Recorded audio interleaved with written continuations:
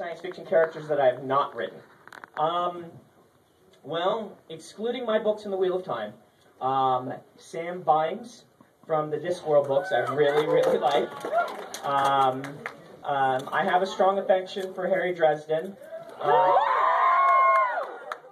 I really am fond of Lessa from Dragon Riders.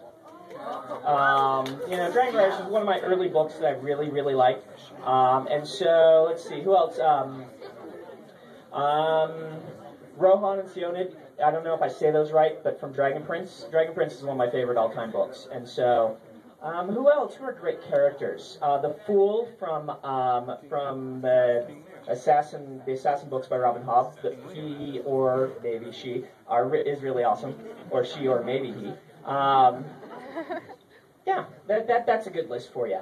I would like to say Quote because I love those books, but I think Quote and I wouldn't get along. I can love the books and think that Quote is kind of a jerk, and that's part of why I love Name of the Wind, is because he is kind of a jerk. All right. Other questions? What do we got? Back here. So what happens if you have a Bendeloy bubble and another Bendeloy bubble is inside of it? What happens if you have a Bendeloy bubble and another Bendeloy bubble inside of it? It will compound and double. And it'll multiply. Bendeloy is one of the metals from Alloy of Law. If you haven't read it, as this person obviously has, or at least has been reading the Ars Arcanum, you'll find out what that does. But yes. All right, other questions?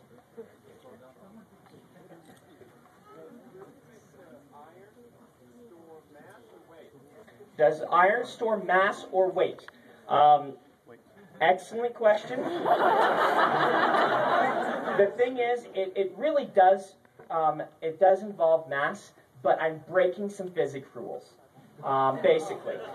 In order to make it work, I have to break a number of physics rules in order to make magic work in the first place. Those whole laws of thermodynamics, I'm like, you're my bane. No, I try to work within the framework, and I have reasonings built up for myself, but they don't always, some of them have to be kind of arbitrary. And so the thing about it it does store mass if you look at how it interacts, but I didn't, when ferrochemists punch somebody, we're not having a mass transference of something that weighs 1,000 pounds. Does that make sense? Transferring the mass into someone else. And so there are a few little tweaks. You can go talk to Peter wherever he is, because Peter has the actual math. Oh, Peter's back there. Everyone, Peter is dressed up as Almancer Jack from the broadsheets. In fact, I think we're giving out broadsheets, aren't we, Peter? So when you come through the line, we are giving out broadsheets. Please don't take like 50. I think we might have enough for everybody, but the broadsheets are the newspaper in the Alloy of Law time. It's an in-world newspaper, and actually it's reproduced in the book by pages, but the broadsheet we have is actually, there's 4 pages of it, and we put them together into one big broadsheet. So anyway, you can talk to him. He knows more about the math of it because I explained it to him, and he's better with the actual math, and he said, okay, we're going to figure this out. So, all right, question. Hey, I know you. Hi. Okay, how does Hoyd know or decide where to go when? Who does not know who Hoyd is? Okay.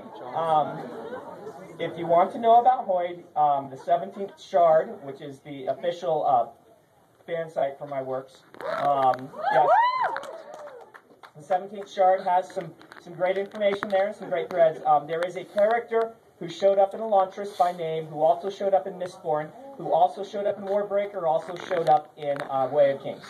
All with the same name, the same person. There's lots of theorizing about this person. How does he know? He has his ways.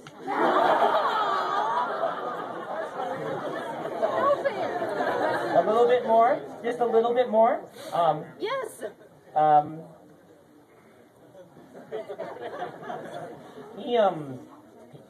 He may be capable of a little bit of foreseeing of certain events, not what's going to happen, but he may need to be at a certain place at a certain time. Okay, follow up. When can you expect a Hoyd book? Hoyd, it'll be a little while. He is playing around with things in the Stormlight Archive. If you couldn't tell, he is decided to he's fiddling with things more than he normally does. But the Hoyd as a major part of things doesn't show up until the third Mistborn trilogy, which is the outer space Mistborn, the science fiction Mistborn. Okay, if you didn't know, Mistborn was pitched to my editor as a trilogy of trilogies.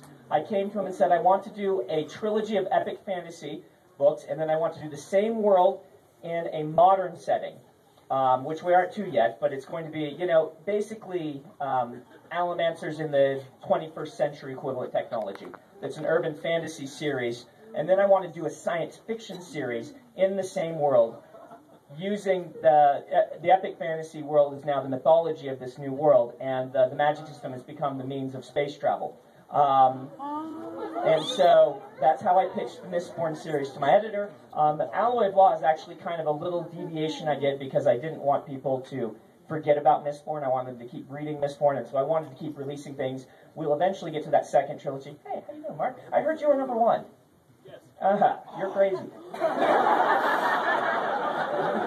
You're awesome, though. Yeah, he even beat the 17 Shard people, which is really a hard thing to do. He got here first. 2 hours. 2 hours. Beat him by 2 hours.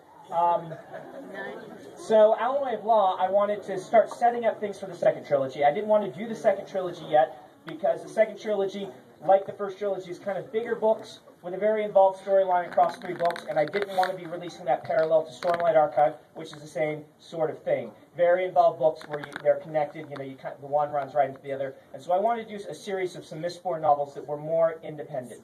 Alloy of Law is intended to be, read it, have fun.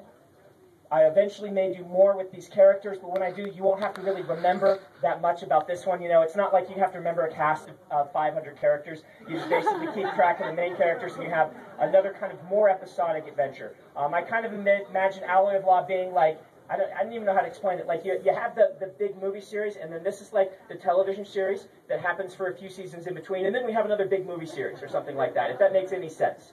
And so that's what Alloy of Law is.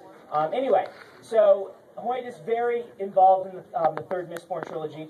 He is also very involved in Dragonsteel, which is actually the first books in the sequence, long before Launchers happened. But yeah, so eventually I will tell that story.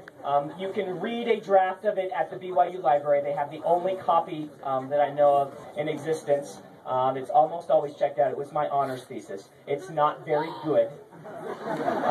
It's really not very good, but it is basically it's involving the ideas that eventually will become Dragonsteel once I write it again. Though I already stole the Shattered Plains and put them in Roshar instead because they fit better there. Okay, you already.